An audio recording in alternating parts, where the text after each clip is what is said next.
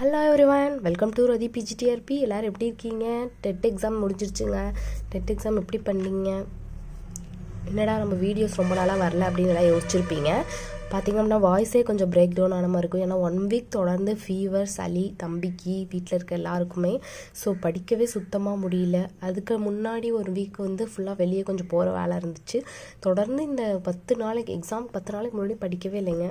So இந்த exam எப்படி பண்ணியிருக்கேங்கிறது இப்போ ஆன்சர் கீ நம்ம செக் பண்ணி பார்த்தலாம். சைக்காலஜி நீங்கள் பார்த்துக்கலாம், அங்கே ஆன்சர் பார்க்கலாம். ஃபர்ஸ்ட் கொஸ்டின் பார்த்தீங்கன்னா, மனப்பாடம் செய்யும் செயல்முறையை வரிசைப்படுத்துக்க அப்படின்னு சொல்லிட்டு இந்த கொஸ்டினோட ஆன்சர் ஆப்ஷன் சி.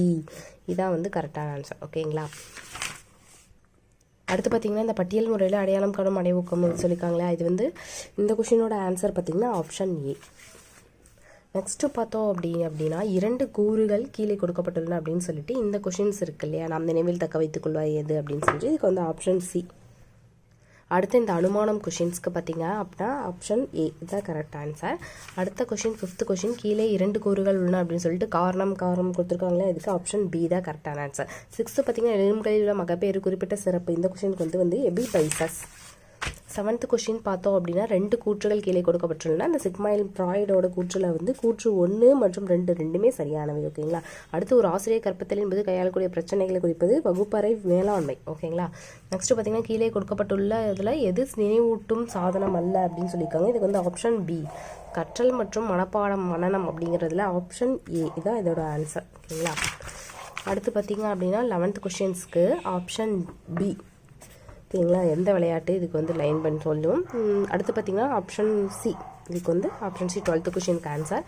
13th கொஷினுக்கு ஆப்ஷன் என்ன ஆன்சர்னா பி ஆப்ஷன். ஓகேங்களா? 14th கொஷினுக்கு என்ன ஆன்சர் அப்படின்னா ஆப்ஷன் டி. அடுத்து பார்த்தீங்கன்னா 15th கொஷின், மாஸ்லோவோட தேவை படிநிலை கொள்கை எந்த மாதிரி வரிசைப்படுத்துறோம்? ஆப்ஷன் சியில் வரிசைப்படுத்துகிறோம். 16th question option D. 17th question பார்த்தீங்கன்னா ஆப்ஷன் சி. 18th கொஷின்ஸ் பார்த்தீங்கன்னா ஆப்ஷன் சி. ஓகேவா? பழக்கப்படுத்து. அடுத்து 19th கொஷின் பார்த்தீங்க அப்படின்னா ஆப்ஷன் பி.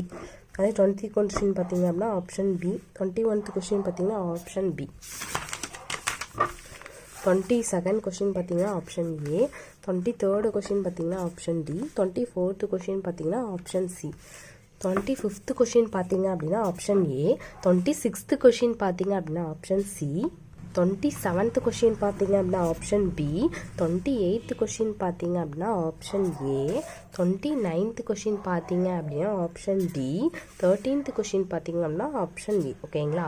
இப்போ 30 கொஷின் நம்ம பார்த்துட்டோம். இதில் பார்த்தீங்கன்னா இந்த வாட்டி நிறையா வரிசைப்படுத்துக, கூற்று சரியா, கூற்று தவறா, இந்த மாதிரி கொஷின் கேட்டிருந்தாங்க. ஆனால் நம்ம நார்மலாக கேட்குற ஜென்ரல் கொஷின்ஸ் ரொம்ப கம்மியாக தான் இருந்த மாதிரி இருந்துச்சு. எல்லாமே இந்த மாதிரி வரிசைப்படுத்துக இந்த மாதிரி. ஏன்னா இதில் நம்ம 1க்கு 2-3 தாட்டி நல்லா படித்து ஆன்சர் பண்ணும்போது மட்டும் தான் ஆன்சர் கரெக்டாக வரும். இதில் நீங்கள் எத்தனை மார்க் எடுத்துக்கிங்கிறத உங்கள் கமெண்ட்டில் சொல்லுங்கள். ஓகேங்களா?